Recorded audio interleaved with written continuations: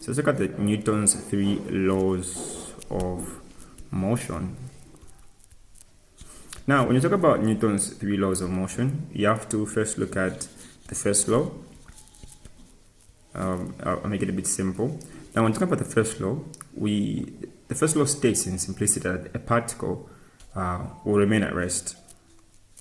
A particle will remain at rest, or it will continue moving in a straight line with a constant velocity, provided that there is no external force that is acted upon it. So, if you have, let's say, a stone, if I get a stone and put it in the system room and go to another country, provided nobody has touched that stone will remain at rest, isn't it?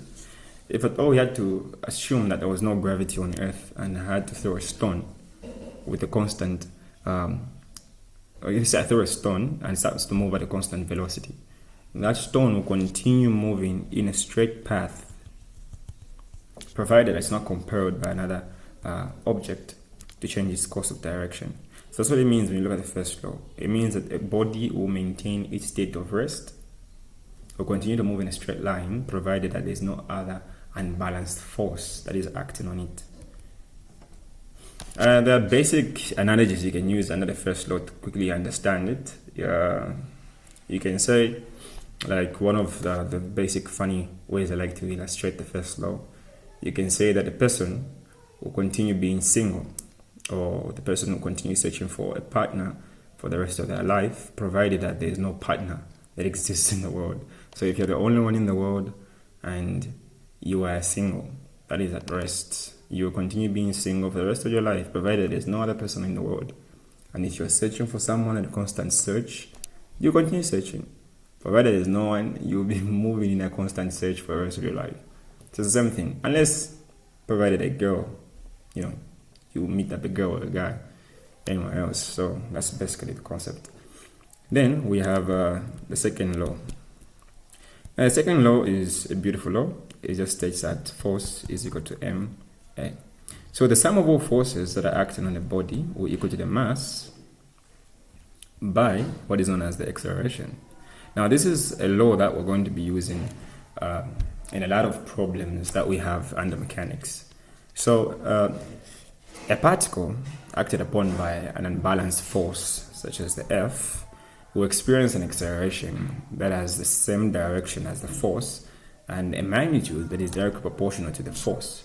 Now, if F is the applied force, as you can see, then the particle will have the mass and the acceleration. So if you have a force being applied to a particle here, like that, you expect this particle to move in an acceleration manner in the direction of the force applied. So if the force was in that direction, you expect the acceleration to move also in that particular direction. So that's what it means. Then lastly, we have the third law. Now the third law is a beautiful law. It states that unbalanced forces, say I have one particle here and I have another particle there, like that. So let me go this particle A and particle D. Okay, so B, not D, just for uniformity. So if I'm having particle A and B, particle A has some force there. So this is we have some force acting on particle A and some random force acting on particle B, like that. Now what you have to understand is that unbalanced forces will produce, let me not say unbalanced forces. Let me put it in a way you will understand. To every action, there will always be an equal and opposite reaction. What I mean is that maybe as you're watching this video, you might be seated. So let me assume that this is a seat and you are this particle. Now, since you're a particle, you have a mass, and every mass on Earth is subjected to gravity. So when your mass is subjected to gravity, I expect you to have your weight, which is mass times gravity. Now, this weight is an action force. Now, to every action, you expect an equal but opposite reaction force. Now, these are some of the things you will learn as we move on. You'll find that this weight will have an opposite reaction force, which is what is known as a normal force. Now, if I sum up all the forces at this particular point, you'd find that it will give us an equilibrium point where we have 0. This is because to every action, there is an equal but opposite what? Reaction. So the major forces of action and reaction between two particles are equal, opposite, and they'll always be collinear. Be mindful about that. So if you have force A and force B acting on one another, then the force of B on A will always create something where you have an action being equal to what? A reaction. So be mindful about that. That's the same reason why if you end up slapping, I don't know why most people have anger issues. So provided you're upset and you just want to relieve that stress, most people end up punching walls or punching any other object. Now, ever wondered what happens when you punch a wall and you feel the pain? Like, isn't that it's not weird or something? So the reason is simple. To every action, the same force you apply on the wall is the same force that is bounced back at you. That's the reason why you feel the pain. So the magnitude of the force you apply to the wall will give you an equal magnitude of the force that will bounce back to you. Though there will be certain energy conversions that will be present, but be mindful that there will always be an equal and opposite reaction that you will end up feeling. That's the reason why you feel the pain. So basically, when you punch your, just put in mind that you're punching yourself. So instead of punching the wall, you can always punch your face. Just food for thoughts. Anyway, let's move on. So now that we know the three laws of motion, we can look at the last law that we need to understand.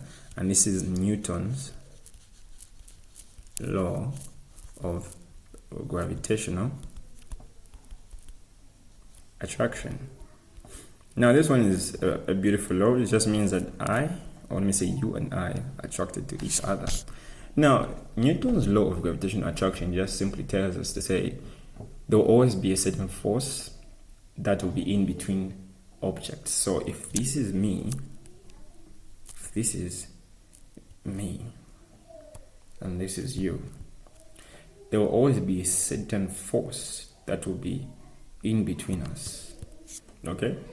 Now, this force is directly proportional to our masses, but inversely proportional to the distance that is between our bodies. I sound so cheesy, but anyway, I want you to understand that. Now, because we're human beings, our masses are quite small, so we don't really put that in consideration. When we look at objects, we try to look at planets, like planet Earth, planet Mars, try to see how these two planets are attracted to one another. So now, this illustration just simply means that the force F, which is the gravitational attraction force, is equal to G, then mass 1 times mass 2 over the distance that separates us squared. So remember that F is the force of gravitation between two particles, and G is simply just the universal constant of gravitation. According to some experiments or evidence, it is proved that G is equal to 0.73, and this is by 10 to the minus 12 meters cubed, or I could write in like that, kg.s squared without space. Now, this is a constant, so don't worry, you don't have to master it. They'll give you it, they'll basically provide it to you. Now, M1 and M2 are the masses of each of the two particles, and R is simply the distance between the two particles.